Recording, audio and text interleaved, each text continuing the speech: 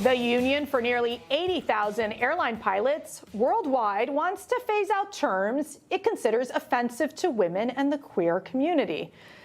It's in its inclusive language reference guide. That's right. The Airline Pilots Association International, the union, suggests promoting inclusion and equity, like using preferred pronouns, avoiding generalizations such as ladies and gentlemen, or mother and father.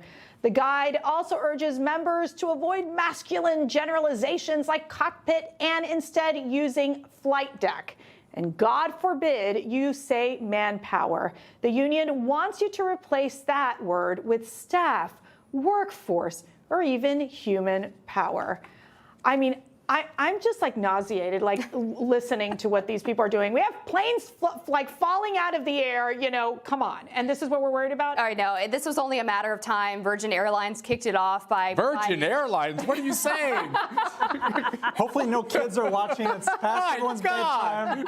Well, remember they did the gender-neutral uniforms that flight attendants can wear. Yep. And, you know, pretty much every major media outlet now has a style guide that bans gendered language, including terms like man-made or mankind or manhole. This is just going to infect every part of American society, and we're all just going to have to get on board. But we have seen a bit of people moving away, like even academic institutions moving away from DEI and this type of approach. Why are the airline pilots so caught up in this world? I don't know, baby, how's your flight deck? I think all of this is just captured by the same consultants, the same business consultants, finance consultants that get into the boardrooms of every major corporation, every major union, every major entity. You'll see it's the same three kind of comms outfits that are telling them this is how you have to do this. And it's always lagging. They're going to keep doing this until they realize the American people are ready to barf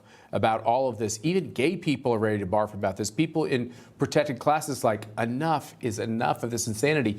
We go all over the world and do these CPACs, and the one response we get from people all over in all these continents is, what the hell is wrong with your country? Yeah. Like, you're the only country doing all of this. We saw, Daniel, that the Boeing CEO, the former Boeing CEO, testified in front of Congress and apologized because of all the problems that they've had with their airplanes. I mean, don't you think safety should be the priority and not taking away mother and father in their terminology? Yeah, I don't know how taking away those terms help me get to my destination. I'm more concerned about, you know, flight delays. But I think it is interesting that you know, the union has long had to struggle with how only 3 to 7% of pilots are even women. So they're trying to bring more women into the you know, pilot workforce, if I can say that term, and to make it a more inclusive environment. How many women are plumbers? I mean, this gets outrageous after a while. Jesse James, come on, strong. Jane, strong finish. The left is just not serious. They don't have any issues that they can win on, so they're trying to create issues,